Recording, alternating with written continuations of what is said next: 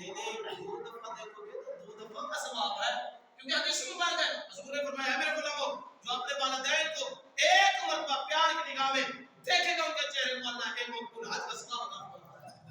غلام نے عرض کیا یا رسول اللہ ایک مرتبہ حضور نے نہیں دو مرتبہ تین مرتبہ چار جتنی مرتبہ والدین کے چہرے کو دیکھتا جائے گا اللہ اسے مقبول حج کا ثواب عطا فرماتا جائے گا۔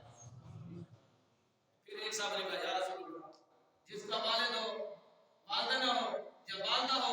والد نہ ہو، حضور نے فرمایا ان دونوں میں سے اگر کسی ایک کو بھی دیکھ لے گا تب بھی حج کا ثواب ہے۔ ایک نے کہا یا رسول اللہ صلی اللہ علیہ وسلم اور جن کے دونوں ہی نہ ہو، حضور نے فرمایا پھر ان کی قبر کا دیدار کرو تب بھی حج کا ثواب ہے۔ ایک نے کہا یا رسول اللہ جن کی قبر کا بھی معلوم نہ ہو کہ ان سے والدین کی قبر کہاں ہے، حضور نے فرمایا دو لکیریں حضور نے کھینچی، حضور نے فرمایا دو لکیریں کھینچ کر یہ محسوس کرنا یہ میرے والدین کی قبر ہے، ان کو بھی تم دیکھو گے تب بھی حج کا ثواب ہے۔ اس لیے کوشش کرے والدین کو اللہ کے احترام لازمی رکھے، اللہ نے اسے دعا کرتا ہوں کہ اس کو جو